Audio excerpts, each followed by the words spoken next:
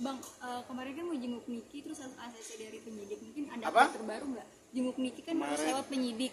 Mungkin sudah di ACC atau belum nih, Bang? Oh iya, hari Senin. Saya hari Senin akan komunikasi dengan penyidik. Mudah-mudahan NM bisa berkomunikasi dengan saya.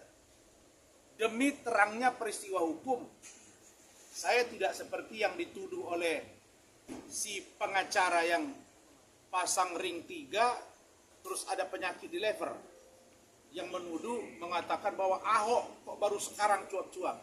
Saya bukan seperti itu. Saya dengan Pak Ahok berteman sekarang. Sejak 2019 kami sudah satu tim ketika kita bergabung di Pak Jokowi Ma'ruf. Oke, dan Pak Jokowi dengan Pak Prabowo sekarang dekat sekali. Kami menggambarkan bahwa Pak Ahok mengetahui banyak data dan sudah dipanggil oleh kejaksaan. Saya memberitahu nanti kepada Nikita, ini ada ruang yang saya tahu tentang masalah yang menimpa kamu, coba kamu gunakan jalur ini. Kira-kira begitu.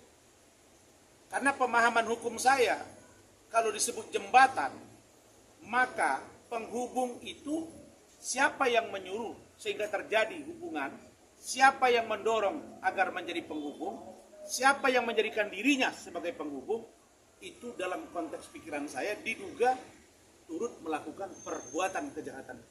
Itu yang saya pahami. Barangkali kalau pikiran kita bisa 551 ayat 1 ke 1. Tapi dalam konteks yang mana, itu yang kami gambarkan. Maka saya melihat begitu kisruhnya sekarang. Rieke Diah Pitaloka bicara, benar kan? Anggota DPR RI yang lain bicara. Doktif bicara. Ya, Sheila Saukia bicara, pengacara Sheila Saukia bicara. Semua bicara, BPOM bicara. Sekarang saya ingin tahu, siapa yang diberi kewenangan oleh negara? Ya, state organ. BPOM, ya Anda bertindak. Saya bilang saya pernah mendampingi Medina Zain di BAP, di BPOM Jawa Barat. Dia punya penyidik. Nah, pertanyaannya, rame-rame di mana-mana, maka saya bilang BPOM harusnya panggil seluruhnya, turunkan tim audit investigatif secara komprehensif tentang seluruh klinik kecantikan, terutama yang sedang berseru sekarang. Ada apa ini sehingga muncul persoalan yang segini? Bagaimana kalau masyarakat yang sudah menggunakan skincare-nya, menggunakan treatment mereka, apakah tidak beresiko? Kalau yang digunakan itu tidak sesuai dengan BPOM. Antara mereka yang saling buka gitu loh. Saya minta Dr. Richard Lee, kalau dia bilang pada waktu saya akan ngomong, ya ngomong. Maka kalau dibiarkan yang bukan punya kewenangan melakukan review, maka akan muncul reviewers berikutnya. Akan ada orang yang mereview berikutnya. Kalau itu dilanggar, maka yang korban rakyat. Dan ada orang yang melampaui kewenangannya, yang sesungguhnya punya kewenangan adalah BPOM.